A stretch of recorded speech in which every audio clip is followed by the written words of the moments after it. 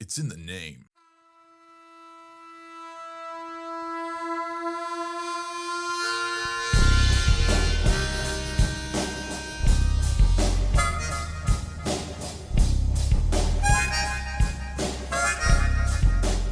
This is your Friday Refresh brought to you by Liberte Ministries. Visit TravisLovesHaiti.com to find out how you can supply Bibles to those who long to read the Word of God and learn more through a visit to your church.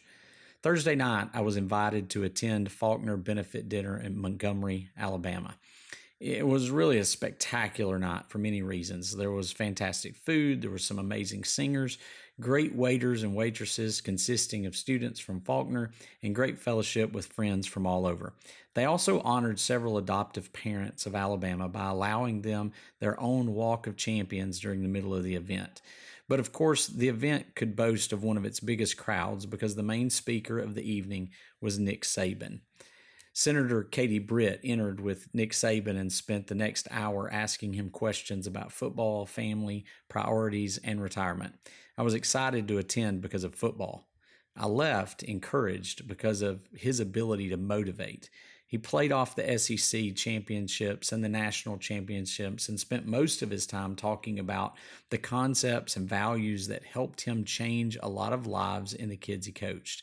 We even got a few customary ites from the greatest coach of all time. After the first 15 minutes, I started taking notes on my phone because the information was so rich.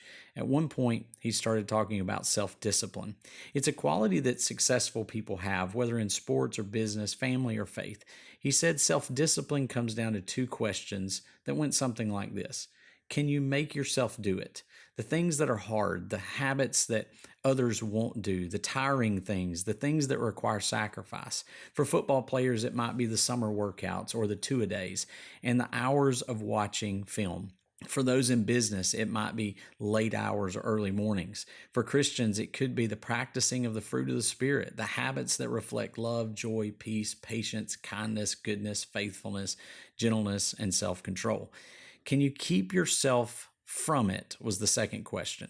The other part of discipline is staying away from the things that will negatively impact your goals.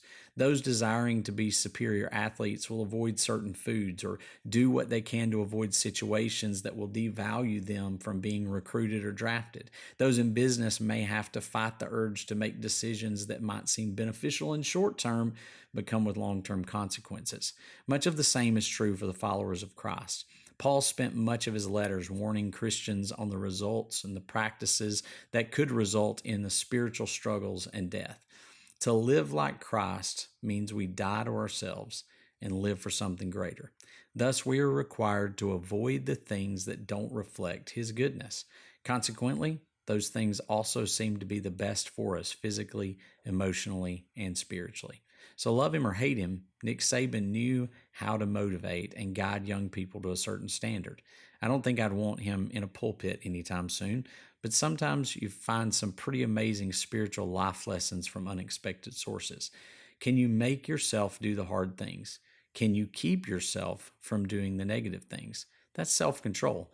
And if you put that motto into practice, you might find success in winning at whatever you do is not too far away. And that is your Friday Refresh. All right?